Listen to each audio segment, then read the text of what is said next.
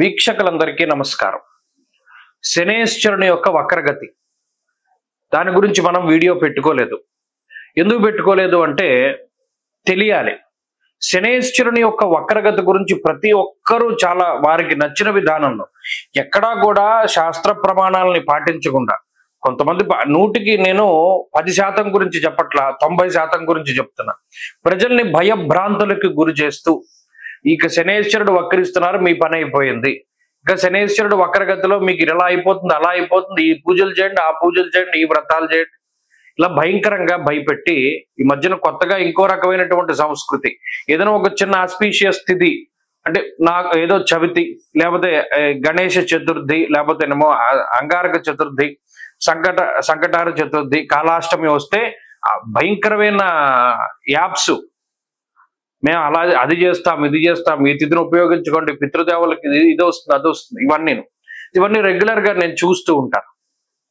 చూస్తూ ఉన్నప్పుడు జ్యోతిష్ శాస్త్రం పట్ల అవగాహన కల్పించడానికి మనం ఏం చేయగలము అనేటువంటి విషయాన్ని ఆలోచించి శని వక్రగతి ప్రారంభం అయ్యాక వీడియో చేస్తున్నాను. ఎందుకు? ఖచ్చితంగా ఈ వారం రోజుల లోపు మీకు కొన్ని మార్పులు కనబడతాయి. ప్రత్యేకించి ఈ శనేశ్వరుని యొక్క వక్రగతి 5 రాసుల వారికి గొప్ప ఉపశమనాన్ని కలగజేస్తుంది. ఈ వీడియో చేయడానికి ముఖ్యమైన కారణం ఏంటంటే ఈ వీడియో చేసే నాటికి ఆల్రెడీ శని వక్రించడం ప్రారంభం అయిపోయి ఒక వారం రోజులు అయిపోతుంది కాబట్టి ఇమీడియట్ గా మార్పుని, ఎందుకంటే జూలై 13వ తారీఖున వక్రించినటువంటి శనేశ్వరుడు నవంబర్ 27వ తారీఖు వరకు 137 రోజుల పాటు వక్రగతిలోనే ఉంటారు. మరి ఈ వక్రగతిలో ఉన్నప్పుడు ఏ రాశుల వారికి మంచి జరుగుతుంది? ఇక్కడ మంచి అండం కన్నా ఉపశమనాన్ని కలిగించేటువంటి గ్రహస్థితిగా ఈ గ్రహస్థితిని చెప్పుకోవచ్చు. అవి ఏవి అంటే, 1 మేషరాశి. మేషరాశి వారికి చాలా రిలీఫ్ దొరుకుతుంది. 2 సింహరాశి, సింహం వాళ్ళకి చాలా రిలీఫ్ దొరుకుతుంది. అలాగే 3వది ధనురాశి, చాలా ముఖ్యమైనటువంటి రాశి, ఇమీడియట్ గా ఫలితాలు కనబడేటువంటి రాశుల్లో ధనురాశి కూడా మనం చెప్పుకోదగినటువంటి రాశి. అలాగే దీంతో పాటుగా మీనరాశి వారికి కూడా ఈ శనేశ్వరుని యొక్క వక్రగతి తాలూకు ప్రభావం అనేటువంటిది ప్రధానంగా ఎక్కువగా మనకి కనబడేటువంటి విషయం. అలాగే ఇంకొక రాశికి కూడా ఈ శనేశ్వరుని యొక్క వక్రగతి ప్రభావం చాలా రిలీఫ్ ను కలిగిస్తుంది, అది కుంభరాశి. అంటే ప్రత్యేకించి మనం చూసుకున్నప్పుడు మేషరాశి వారికి, సింహరాశి వారికి, ధనురాశి వారికి, మీనరాశి వారికి, కుంభరాశి వారికి వీరే ఏలినాటి శని, అర్ధాష్టమ శని, అష్టమ శనిని అనుభవిస్తూ ఉన్నటువంటి రాశులు. ఎప్పుడైతే శని వక్రించారో వీరికి కొత్త ఉపశమనం కలుగుతుంది. ఇది ఖచ్చితంగా ఈ రాశుల వాళ్ళు ఇప్పటికీ ఈ ఇంపాక్ట్ చూసుంటారు, మీరు గమనించండి. అందుకనే నేను ఆలస్యంగా వీడియో పెడుతున్నా. ఎందుకు? జ్యోతిష్ శాస్త్రం ఎంతవరకు మనం నమ్మచ్చు, అసలు నిజంగా ఈ రాశుల వారికి ఉపశమనం ఉందా లేదా అన్నది మీరు గమనించండి.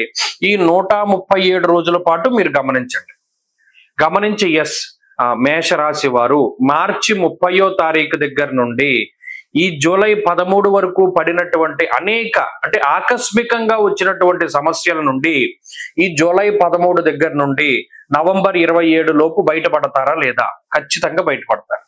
2వది సింహరాశి వారికి ఏప్రిల్ 1వ తారీఖు నుండి జూలై 13 వరకు వచ్చినటువంటి విపరీతమైన అనారోగ్య సమస్యలు లేదా ఆర్థిక ఇబ్బందులు, ఉద్యోగ సమస్యలు ఈ 137 రోజుల్లోనూ వారికి ఉపశమనం ఖచ్చితంగా లభిస్తుంది.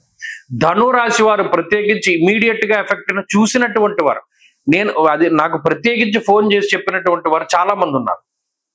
ఈ శనేశ్వరుని యొక్క వక్రగతిలో బాగుపడేటువంటి రాశి కూడా ధనస్సు. అలాగే మీనం, కుంభం, ఇవి 2 కూడా ఉపశమనాన్ని ఫీల్ అవుతాయి. ఇక్కడ మీరు గమనించండి, నేను చెప్పినటువంటి మాట, ఉపశమనం వేరు, యోగించడం వేరు. వీరికి ఖచ్చితంగా ఉపశమనం కలుగుతుంది. ఏవైతే సమస్యల వలయంలో వీరు చిక్కుకుని ఉన్నారో ఒక్కసారిగా మబ్బులన్నీ విడిపోయినట్టు ఆ సమస్యల నుండి బయటపడతారు.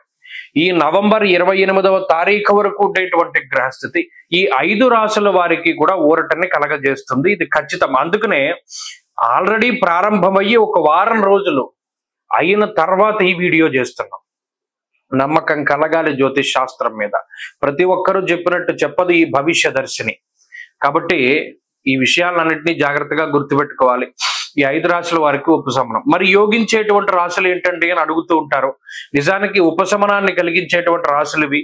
మరి యొక్క వీడియోలో ఖచ్చితంగా యోగించేటువంటి రాశుల గురించి మనం తెలుసుకునేటువంటి ప్రయత్నం చేద్దాం. స్వస్తి.